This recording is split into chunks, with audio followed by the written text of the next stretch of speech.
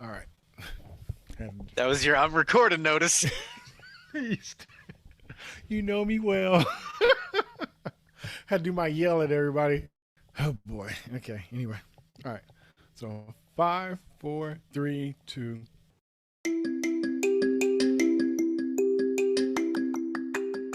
All right. We're back in for another one. I'm Jay, and tonight I have with me Star Wars Extraordinaire. Caffeinated.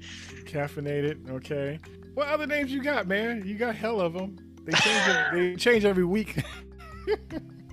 The humble Star Wars nerd. Let's go with that one this week. We'll roll with that. So, how are you doing this evening? I am good. I am filled with energy and caffeine. Survived my 42nd birthday unscathed.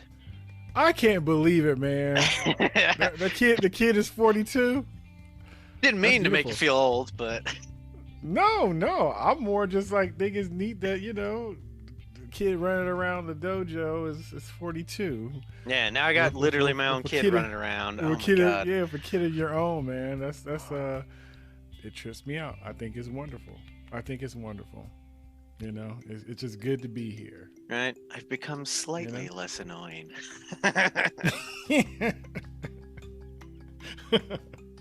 Mileage may vary. It's me being humble. Well, right on, man. Okay, so we're gonna talk about Andor.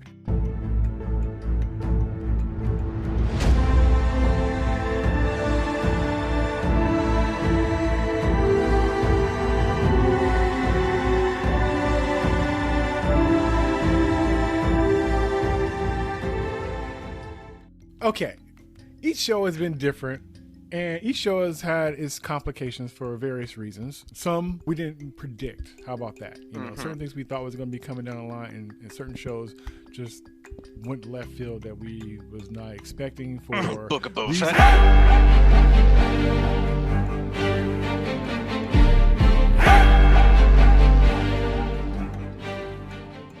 Exactly, that we wasn't expecting, right? Okay, so this is an interesting one, even to the point where when we did our review of the first three, and we were like, okay, let's watch the fourth one and we'll see what we'll do. Let's stop and regroup and see what the situation is. And after seeing the fourth one, we were like, okay, let's wait for the Let's wait for the fifth. And then we watched the fifth one, like, you know what? Let's wait for the sixth one. And we kind of noticed that there's kind of like a pattern. There's an arc that seems to happen within 3 episodes, how it kind of gives us enough to cover. Clearly, first 3 is an arc. 4, 5, and 6 is another arc. Yes. So it was worth waiting to see the full arc, not because nothing happened or it was slow. It was not. It did not feel slow at all. It did not feel like there was fat. It was just like, clearly this is an arc. Let's get the whole arc. It's very interesting because it's like something that you kind of discover as watching, because sometimes when you're in the middle of stuff, you're so used to a certain kind of beat, and when you don't notice the beat, you could get easily lost. And like you said, it's not slow, but I understand why people would take it as such, even though that's not the case. And I'm wondering, and I guess it don't really matter, but I'm kind of curious on how people are dealing with this show as far as enjoyment or even taking it in. Because if you are watching it and say you stopped in the middle of the arc, say you went to episode 2 and you're like, you know what, I'm not feeling the speed of this, I'm not feeling like this is going anywhere, and you don't go on 3, then you're lost. Or if you do go, you watch up until episode 5, this is a lot of talk and not much going on. It's just like, I'm wondering if people is catching the rhythm. I think we caught it pretty quickly. Like, okay, we're seeing how, hey, let's eyeball this and see what's up. And we kind of quickly figured what was going on. So I'm kind of curious if people are catching the flow of the show. What do you think? So I've seen a couple things online. I don't have any other of my sort of Star Wars friends that are sort of like watching it right now. They're kind of burnt out on Star Wars, to be honest. Not because not because of this show. I think kind of like the sequels killed it for them a lot. But I have seen other chatter in other places online where like I don't know, there was some metric or something where it was like the demand or interest metrics for like the different Star Wars show as they rolled out over time. And it's like, Andor's really low. And it's like, okay, why? Like, you can only speculate as to Yeah. why. But like, Hmm. I've seen some people complaining, like, oh, it's so slow. And it's like, no, it just doesn't have explosions every episode. There's a difference. I watched this great video the other day. I can't remember the name of the YouTube channel, but he was talking about like not Andor specifically, but just streaming services in general and how they structure their shows, in that they haven't adapted from like, oh, we tell movies in a 3-act structure. Let's do a 3-act structure. But it's like, yo, you're sort of inciting incident, the end of the first act. If you apply that to a 10-episode arc, that's like episode 3 maybe, right? And then like, where do you place the last act? And it's like, you can't, there's just like too much filler in a chunked up episode. So he was just talking about like different ways that you structure sort of a online on demand series that's not necessarily the 3-act structure.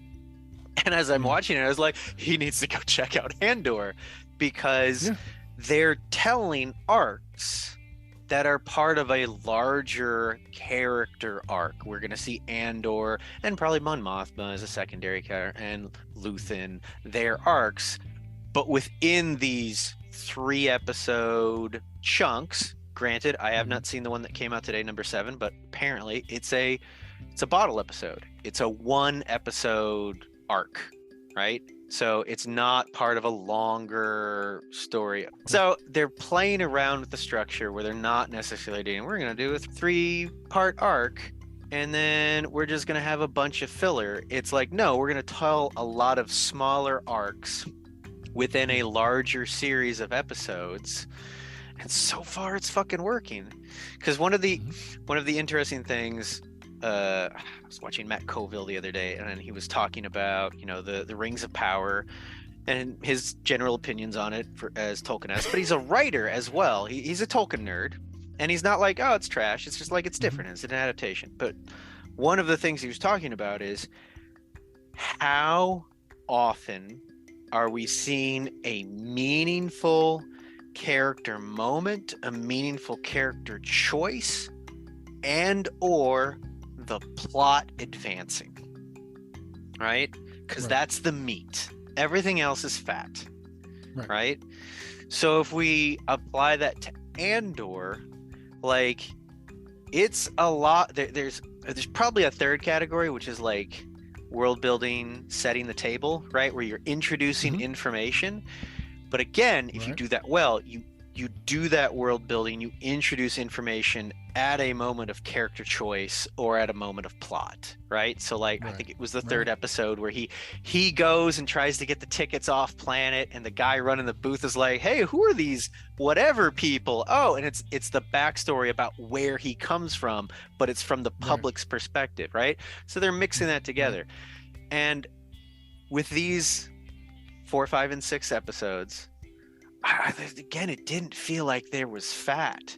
Like, there's the, what is this a scene building up Andor, right? Giving him interesting choices, part of his longer arc, because there's a lot of setting up the other rebels that he runs into, because the plot is there's some rebels that are going to steal some fucking money, the Imperial payroll. Right. And we have to learn who they are. And so it's through Andor interacting with them, and you're setting up the little Imperial base and the guy running it and like everyone else.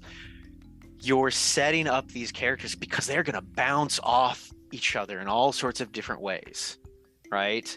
And so it didn't feel like fat. Like, everything was meaningful. Everything was consequential. Like, at least that was my take.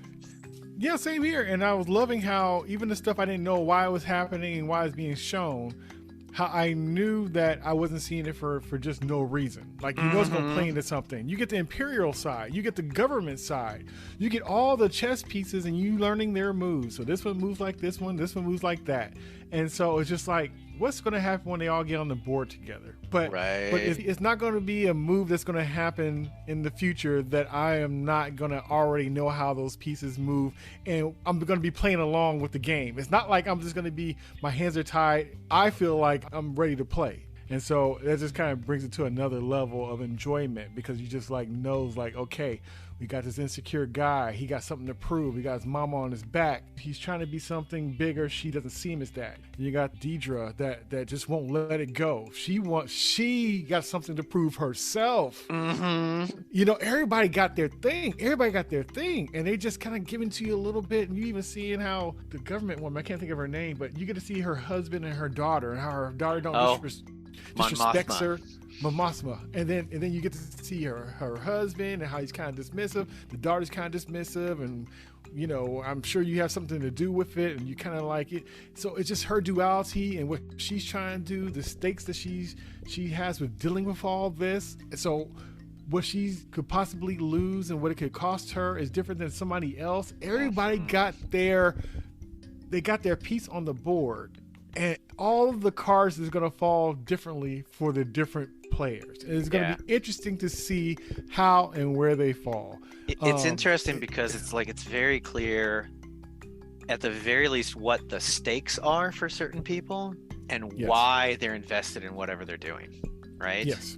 It's one of the interesting sort of characters from the little rebel group is Cameron, right? Yeah. Comes off as just sort of very brusque and like, gotta do this, gotta do that, and it's like, okay, that guy needs to fucking chill out. And it's only when we get to like, I think it's like the third episode, maybe it might be the end of the second one, where it's like, oh yeah, he's a former stormtrooper, and it's like, oh, that's his whole military training just coming out. Yeah, you get all the pieces. Like he's just like totally shut down into just being a trooper. It's just he has switched sides, and it's like, oh, that is so fucking perfect. Yeah, with all the, even though there's like, you know, okay, so I guess a total of 7, including Andor, but everybody got their angle. Everybody in there for different reasons. And they don't just dump it on you. They just nuance it out. It was just so fascinating, like the different takes on all these people. Okay, most of them, maybe not Arvel, who, man, he was such a great character. Like always just up Andor's ass. But everyone else is diehard for the rebellion, but from totally different approaches, for totally different reasons, right? Yeah. Like Karis, the philosopher. The political philosopher, and it's just like, oh, you sweet angel. It's like clearly like you believe so deeply in justice that you don't need to have been hurt directly by the Empire. You just understand that the Empire crushes people, and so you've decided you have to fight it, right?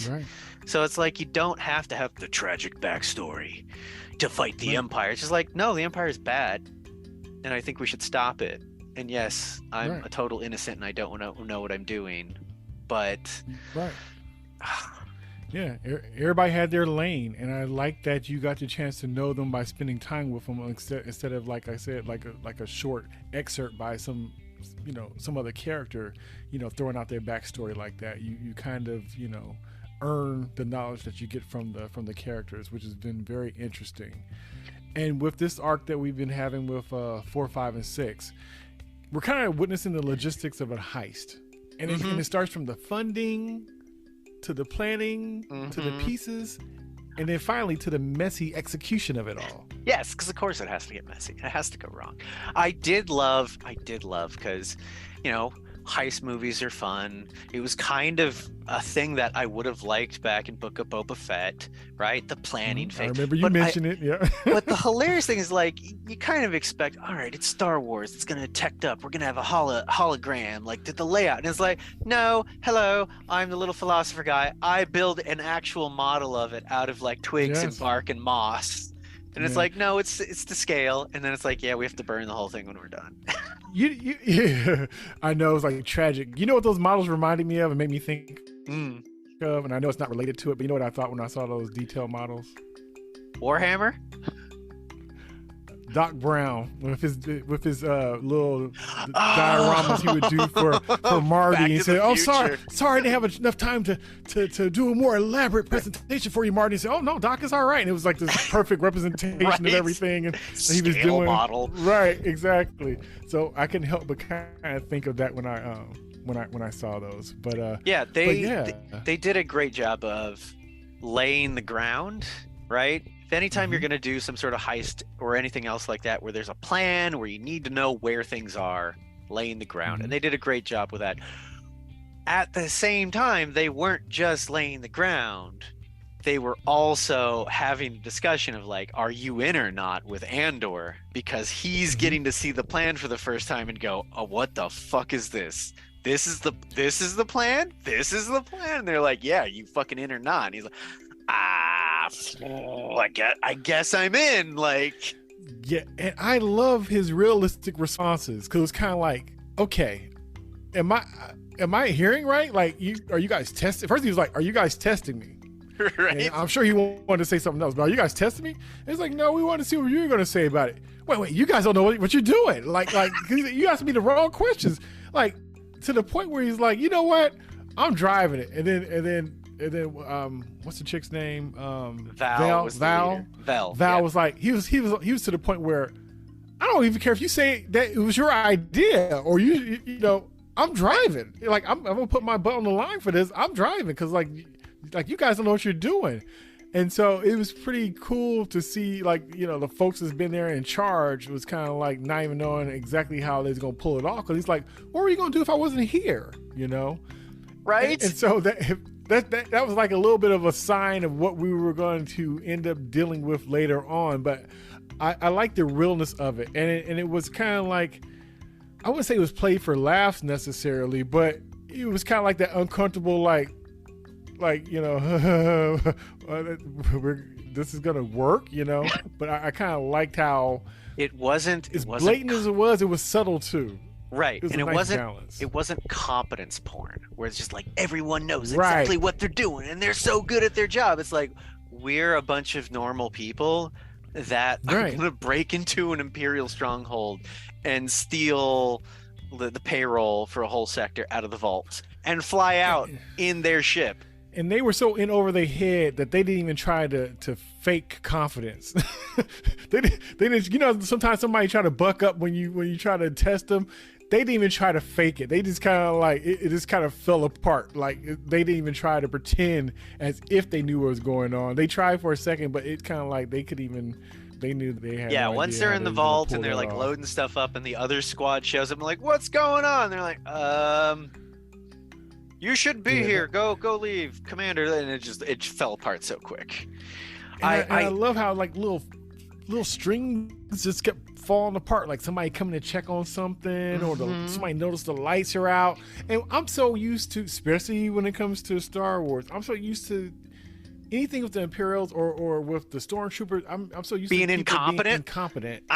So everybody catching everything. Everybody's catching something. This don't quite sound right. This don't quite look right. Somebody saying, "Oh, go ahead and leave," and they still stand there like, but that's not right. And so nobody's letting nothing fall apart. It even started off like that when the guy was like, you know, they were bad cops, let them go. And even the guy was like, I'm not letting it go.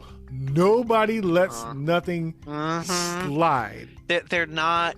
The writers are not inherently making it easier for the main characters. So like I'm looking at IMDb, and it's Corporal Kimmets. He was the radio guy. Okay. Right? He's the radio guy that noticed there was something weird with the communications were getting blocked, but not on this stand, and he put it all together. But before that, he's the guy that Lieutenant Gorn is like, get back to fucking work. Stop slacking off. He's like smoking a cigarette outside the radio tower. And it's like, okay, if you just took that, it'd be like, well, that guy doesn't give a shit about his job. But he does. And when he noticed something was wrong, he stepped up, took initiative. Right. Like, and figured out that shit was going sideways and we need to get to the vault. And it was like, oh my God, like, if I think he died, but if he didn't, he should get fucking promoted. That's exactly what you should do. But like, yeah, the writers are not lowering the bar and making the antagonists weaker when it's inconvenient because they wrote themselves into a corner, right? Yes, yeah, and I appreciate that, and I also appreciate how our motley crew of thieves, they are not slipping on banana pills that just popped up in the middle of the road. You know what I mean? Right. Like they are in over their head, but they are competent in what they have, and they're just trying to work it out. So it's not necessarily going to be, it's not a clean road for them, and you see them actually trying to stay sure-footed within the craziness of the situation. So everything is kind of even keel as far as the stuff coming up and them trying to work through it versus it just being over, like they fall and don't get up. They're constantly trying to move, and there's levels to it. Like even how somebody, you think they're not going to make it, and then they get hurt, and you think, oh, they'll make it, and then they don't make it, and it's just Yeah. It's just like, what? Like this show does not play. This is a grown-up show. You know what I mean? Like, and I love it. And it's weird for Star Wars. This is what all the Star Wars should have been. This is the interpretation, my kid's mind, but when I'm an adult, this is what it really looks like for real. I don't know if everybody's gonna be ready for it, but I don't care. Right. I think this is mature. If people want Star Wars to grow up, it goes in this direction. It's nuanced, and I think this is the way to go. They found their secret ingredient if they choose to use it. Yeah. If they choose to use it. Could you imagine Obi-Wan through this filter? Could you imagine Boba Fett through this filter? It even makes me different shows. It even makes me curious about. It even makes me curious about the Mandalorian, and I think I love the tone of that. But even Mando through this lens, it becomes radically different if it does. Like, and just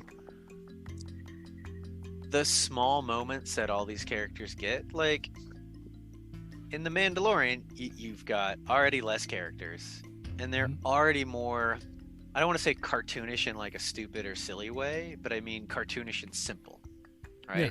They're not complex necessarily, right? Right. But, so going back to Vel, the leader of the little rebel crew, before they jump off and rappel down the dam, you can see she's like, she has to give the go signal, and she's just like, fuck, like, because she's in charge and everything is gonna be her fault if it goes wrong. Right. And that is such a normal human thing, and they took the time to put that in there, and it just like, it helped round out her character even more. Like, there's choices of how to humanize all the characters in there, right? So if we go to the Imperial engineer, Colonel Pettigar, that came in to do the inspection or whatever it was that the commander was trying to impress, he didn't pull his sidearm when they were being taken prisoner to protect the money. Right. He said, let the kid go. Right. Let the Commandant's kid go. Right. So the evil Imperial is like, yeah, no, you need to let the kid go. I'm not telling you to let the Commandant go. I'm not letting you to let me go. Let the kid who's not my kid go. Right? So we're not getting this sort of easy black and white sort of morality depiction stuff. There's so many things. So one of the best sort of examples of like, there's really good writing, there's really good show instead of tell. Right. So when, I forget which episode it was, but he was introduced to the crew, Andor's introduced to the crew, and Arvel's like, oh no, don't worry about Cinta, like, someone else is warm in her bed, right? Right. I think it was either 2 or 3, but yeah. Right, and I think that's when he's like, hey, yeah, the Imperials killed her whole family, blah, blah, blah. But it's like, don't try hunting there. Like, she's already spoken for. Right. So the interesting thing that I did not catch, but as he's saying that, they're showing Cinta and Vel, the leader, walking out of the same hut. And it's like, and so there's that little bit of like, she's she's warming up her bunk that's there together, and I missed it. The second time. So there's like the holding the hands and stuff, but I think that's when they're doing the insertion mission. But before that, it's when Arville challenges Andor, and it's like, I found your money jewel. Like, why the fuck are you here? You're clearly a mercenary. Yeah, it's worth all this money. Right. All this money. Why the fuck are you here? Da da da da. And Andor does the smart thing, and I'm so glad the writers did it, is instead of just like continuing to hide information from each other to cause tension, just like, yep, nope, I'm a mercenary. Yeah. I'm a mercenary, but I'm here. I'm doing this.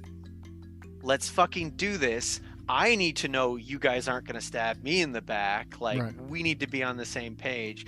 Don't use, like, that whole thing about don't use me as an excuse for you to back out. Exactly. Like, because I've been here by trying to put it on me. We all get cold feet before we do this. Don't try and use me as an excuse for you to back out and call it quits. Right? But part of that scene is a little thing where the crew sort of gets together because Bell, the leader, didn't say anything, and they kind of just look at Cinta, and Cinta just says, yeah, she didn't tell me anything. So it's like, that's pillow talk. The second she said that, I was like, oh, that's who Cinta's sleeping with.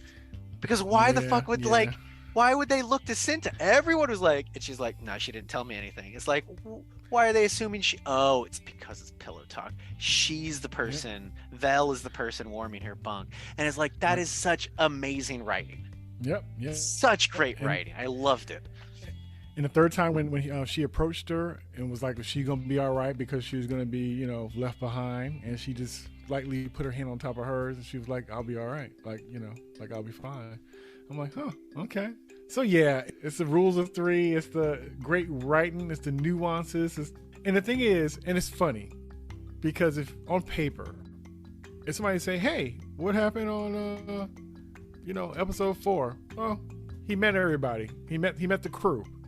What happened on on the 4th episode? Oh, they got ready for the heist. They're planning for it.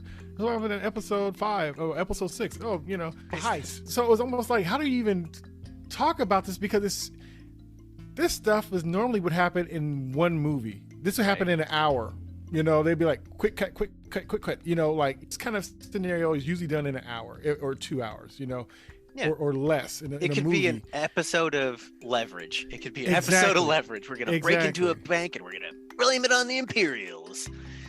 Exactly. And this just had its own way of getting to the same thing. And I thought, like, it was nice and pleasant to witness. And like I said, I didn't feel like I wanted to be somewhere else. I didn't feel like I needed an explosion. I didn't feel like I was getting jammed with all this information I had to digest all at once. It was just so nicely done. And I haven't seen a show or a movie that have done this kind of thing, really.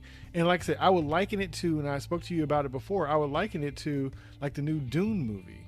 Like how it felt the same way, how it felt like it was story, and it took deep breaths with stuff, and stuff just kind of happened, and you learned it by watching. Not all tell. Some of it was tell because that situation, it is a movie, but still it breathed. You knew them before they got a chance to tell you who they were in certain situations, which was beautiful. Like the relationship between people, how people feel about somebody, what the world is behind them, what the stakes are, all this stuff, the stuff that they're insecure about. So you got all this kind of stuff that you think would be a throwaway. And what makes this show brilliant in a way and make these characters so compelling is that everybody on here is expendable, and we do not know who's gonna make it, what their actual point is in the situation, what piece of the puzzle are they actually, how big of a piece are they really a piece, we do not know. And with that, they do not cheapen it. It felt like they went out in real scenarios that would earned their situation. Like it wasn't just like, where'd that come from? It was just like, this is the situation where it happened. They were in the middle of this, and this just went wrong. It just happened. It didn't have to be extra highlighted. It didn't have to be extra spectacular. Sometimes you die in a night. You know what I mean? Sometimes it's not that blaze of glory, but it's just as powerful and just as important. And it was just nice to see. Everything didn't have to be a spectacle. And it was. And even though it was, it didn't have to be loud to do it. And I love that. Though I will say the one spectacle that really was a fucking spectacle was the eye. Like, holy shit. I was like, all right, so you're going to get some fucking asteroids coming through and it'll cause a diversion so you can escape. I was not expecting Joseph's Technicolor meteor shower. Like, what the hell? Yeah, it really was. It really was. Like, dear viewer, I'm an atheist. I don't believe in much, but I could see myself watching that and be like, I still don't believe in much, but I can believe in that is magnificent. Holy shit. I saw that one lady teared up. I almost felt was like, I get it. Yeah, because it was because it was so beautiful, and then also, we wanted our folks to escape, because it was just like, as beautiful as it was also dangerous. Like, well, again, there's that delightful juxtaposition again, because people have died and are dying. Are they going to get out? Yes.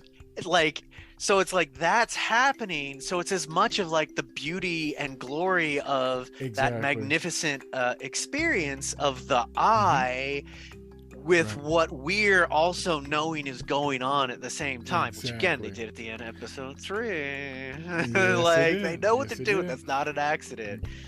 Right. There was a thing I saw where people were wondering, because Cinta is left with the hostages, the Commandant's family, right? And so it just shows her walking out at the base past the people watching the display, and it's like, did she leave everyone alive or did she kill everyone? And my guess is like, she just left everyone alive. They're all covered up and restrained. They're not going to do anything. She left them alive.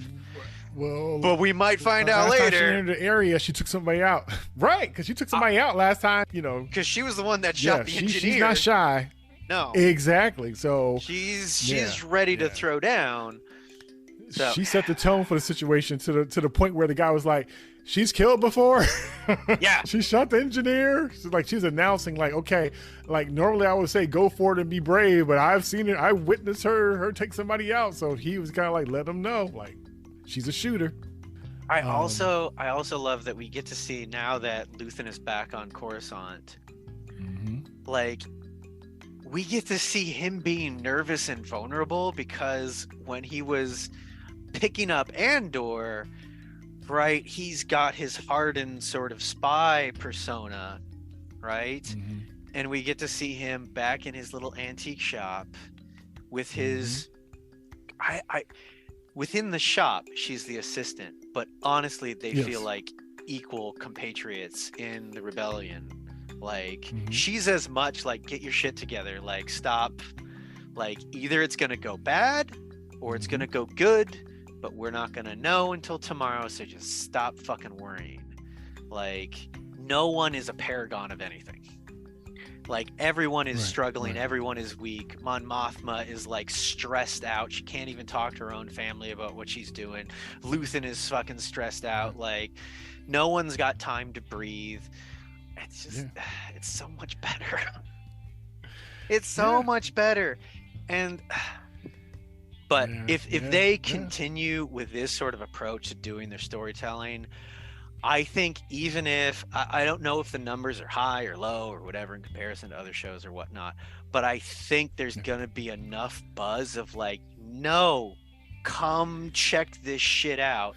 Like, it's different. If you're just, you want more pew pews, it's probably not going to have enough pew pews. But if you want some actual character driven storytelling in Star Wars, show up and support this, because So another moment that really grabbed me was when Andor, when he came with Skeen. When Skeen came to him with an offer, and this is the levels of chess that I really do. Okay, so we have an issue where when they're doing a getaway, Nimic, he gets hurt. He has an injury due to Our cargo. idealist philosopher. Right. So when the ship takes off, the bounty lands on him, does some serious damage, and he's hurt. They don't know if he's gonna make it or not. And Skeen's idea was like, hey, I think he's gonna make it. Even though Val, the leader, was saying, pretty much just write him off. He's pretty much dead, But he was like, that's not fair. This kid was really into this, and we should try to save him. And so he convinces Andor to let's do a back his play. Let's go to the doc, find a doctor. Where's the nearest doctor? And I will say also about that doctor, that reveal was beautiful. But when they pull back and you see the extra hands working, and it looks so seamless. It looks so good. It's just almost like, there's no trick here. Just believe. Right? I was just like, how did just they do believe that? it. Is that two people? It was so slick. CG? Yeah, I was trying to figure out. It was very fluid and slick. It was. I spent about 2 seconds. Like, how did they do that? And I'm like, I don't care. It just looks amazing. Keep going. Yeah.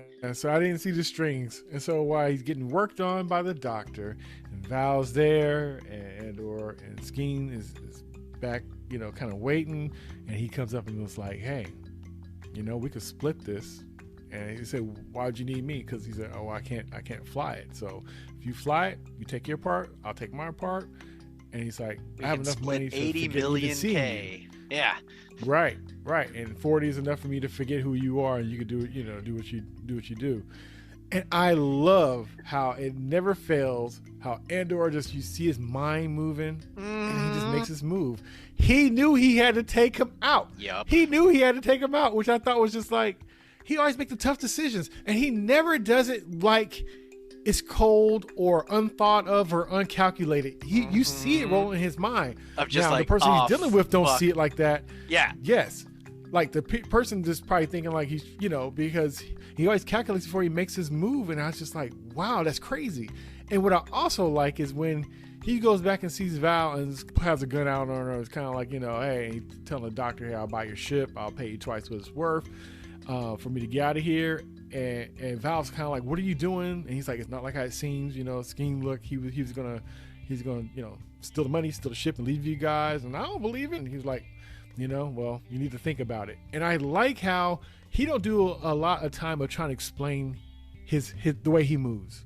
Right. He like, I'll tell you, but you accept it or you don't accept it. I love he don't sit there trying to explain. And I also like how it's not like, that's how you know it's a smart show. It's not like the person is not bringing it up. So the question's being brought up, which is good.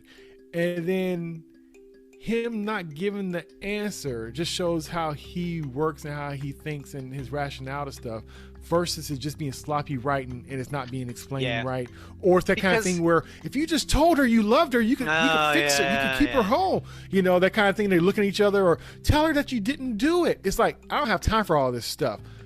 I'm leaving. Right. I'm taking what's owed to me. You take the rest and the ship. You give your friend back this. Right. And that's what almost snaps her out of it. Like, wait. That's when she thought to give him the manifesto. Yeah. And I wouldn't be surprised if the kid genuinely is like, give this to Andor. Because the kid at first is like, oh, we're all rebels. We're rebelling against the Empire because it's so bad and da-da-da. And then it's like, oh, you're a mercenary. All right, that's revealed. And the kid comes back and it's like, I'm trying to figure out how to integrate mercenaries within the rebel movement, like as tools to be used. And it's like, he never like X's anyone out. So I can legitimately see him on his fucking deathbed being like, give this to Andor because Andor is one step away from being us anyway. But like to Andor's thought process, he's like, I know how this fucking reads. This looks like I just fucking killed him so I could take his cut and da-da-da-da-da.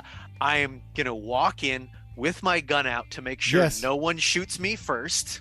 Yes, exactly. So I'm going to dominate the situation. Mm-hmm. And then instead of taking everything, I'm literally going to just take my cut. I'm going to give Luthen's thing back, which is worth more. Which is worth tons of money. Which was done earlier on. When the guy was trying to bust, when Skeen was trying to bust him out and saying this is worth this much money, and why would somebody who has this would even need to do a heist? So you know how much. So that's they did the legwork already. Yeah, and it wasn't even related to this situation. Yeah, brilliant. Yeah, and he's like, I can give back this thing that Yes. you know is worth a shit ton of money Yes. because I'm not gonna take it anyway. This Right. was given to me to like pull me in, Mm-hmm. and as a show of faith, and I'm like, I'm out. This is messy. Mm. I'm giving it back without being prompted to. I'm Mhm. doing the honorable thing Mm-hmm. to give it back. And you get I'm your just ship, literally and you get the taking money. my cut, and that's Mhm. and I'm gonna pay for it out of my cut. And it's just like, why? Okay. Yes, I would read this as you're just fucking taking our shit. But it's like you're doing all these absolutely unnecessarily honorable things. Mm-hmm. Yep, and I am not over explaining myself. I'm giving you the truth. Chew on that. Marinate on that. I'm not gonna try and convince you I'm out. Yeah, I'm out. And she's like, all right, take the manifesto. And Yeah. it's just like you can see how much it hurts him Mm-hmm. that he gets the kid's manifesto. He don't want any ties. Nope. And that's He don't want any ties. that is what's gonna pull him back in, because I'm Yeah. sure he's gonna read the kid's manifesto and be like, fuck. As soon as he took it, I was trying to think. In the movie, did that manifesto come up? I know it didn't, but it made me automatically think, because that would have been so brilliant. I was just trying to think, did he have that on him in the movie? So, but I don't remember him having it. I don't think there is any but I'm manifesto sure for it's going to one. play a big part before this is all over. Yeah, because In I have some a kind feeling of beautiful way, I'm sure. I have a feeling that's going to be his token that keeps him sort of pulled in. Yeah, man. These 3 episodes was quite the journey. I'm digging the show. Okay, so we're gonna wrap it up, but It'll be interesting to see how the deep next few dive. go, because the next one, 7, is supposed to be like its own sort of like standalone story. It's an arc of 1. okay. Well, if that's the case, and I guess that would be like in the show, as far as I guess the whole thing, that would be the little breather where everybody kind of catch their breath. Let's check it out and see what 7's talking about, and maybe it'd be like a little one-off that we'll do for that. If it's something that we feel that we could have a decent discussion out of, maybe we'll come in for that one and then break back into our. I 3 have episode I arc. have a feeling the politics is going to get supercharged in that episode, because now the rebellion is like, yo, motherfuckers, we stole your shit. Yeah. So there's as much as like the Empire's like, oh, there's a thing now. There's I forget her name, but the Imperial intelligence officer, Deidre. Oh man, I can't wait to see what she's doing, because she's gonna show up and like, I got fucking receipts. You told me not to pay attention. Here we go. Like there's clearly coordinated activity. Bob, I want to see her on the hunt. Oh, it's gonna be good. And now the rebellion has money. Yeah. It's interesting, all these subordinates not listening. We keep getting examples of sit down, stay in the car. And it's like, wait a minute, what are you doing on the car? It's a lot of, didn't I tell you to stay in the car? You know, even from the first episode, all this could have been avoided if you would have just listened and stayed in your place. But like I said, it's for the betterment of the show. It's very interesting. Like I said, this is very nuanced writing and storytelling, and it's a really good experience. Like I do want to see. The show is not homework. No, it's not homework. It's really enjoyable, and I want to see what they do with Cyril. So that's the lieutenant from the first 3, who sort of kicked off like, no, we need to hunt down this guy, because he's on Coruscant with his with his very judgmental mother. Yeah, I thought it was very funny. Man, that whole relationship was done so damn well. I'm like, what is this adding up to? This is going to be very interesting to pay off for this. He has something to prove on so many levels. Clearly. It's going to be entertaining to see what the payoff is going to be. I want to see what his zig and zag is going to be, because he's going to do something very interesting. I think he's going to be really pivotal to this season. Like, even though he's not the main character, like, I don't want to. He's not the antagonist. I don't think he's going to be Andor's antagonist, but I think he's going to be an echo of Andor, right? So, no, this is going to be not jazzed at all. Nope, not super jazzed. Yeah, I will say I enjoy the end of episode 6 where it ends with a laugh and an exhale, and it's like I was there exhaling with him. It's right, like, Luthen finally like, it worked. We can breathe now. And the fact that he could even contain how happy and giddy he was, and just like, because we knew he was stressed and concerned that whole time, and to have that release at the end, that's how I felt at the end of this episode with everything that went down. And and the complications and the fallout of it It's all. almost like giving the audience the permission to relax. Yes. Yeah, because when he exhaled at the end, so did I. And I'm like, okay, well done. Right? Well done. Yeah. Wow. Well, all right. So, do you have any last words? So I will shout out that for all the eagle-eyed Star Wars nerds like myself, Luthen's shop was like filled with just fucking Easter egg shenanigans left and right. Like, and I like the fact that none of them are like centered. They're all sort of off to the side in the background, and it's just like, oh, that's interesting. Oh, they pulled that one in from The Force Unleashed. Okay, interesting choice. That's from Rebels. The craziest thing is that, like, in his back room up on one of the shelves, he's got a Jedi holocron and a Sith holocron. And I'm just like, oh, okay, I'm just gonna ignore that. That's cool. But, like, it's not that type of show. It's just one of those things where, like, all right, we're just gonna put those in the background. So the uber nerd's gonna be like, but I don't see this as being like some like big plot point, because that's not who these characters are. They're not tied into the Jedi and all the other stuff. But there's a lot of Jedi stuff in that room. There's a lot of Jedi stuff in his thing. I like very Mandalorian armor and stuff like that. So yes, fellow nerds, I too noticed those things, and they're nice, but like they're like the little bit, they're barely a cherry on top compared to the rest of this meal that is this show. So yeah, I think that covers all my nerdetry. Well, I will say I truly enjoyed it. I'm looking forward to this episode 7 to see what happens with that. And like I said, we will check it out. This has been a fun one, man. I'm enjoying this, and I'm so glad that we're not in tears at this point, because like, you know, I'm glad we're, you know, it's not Book of Boba Fett 2 Electric Boogaloo. Man, I'm really enjoying this. I'm really enjoying the conversation. I'm looking forward to the next one. So I guess that's been Jay and Ryan. Until I know you're gonna say something crazy. I'm getting ready for it. Until next time, peace. Mediocre. Goodbye. Bye-bye. Bye. Bye. Bye-bye. You stupid.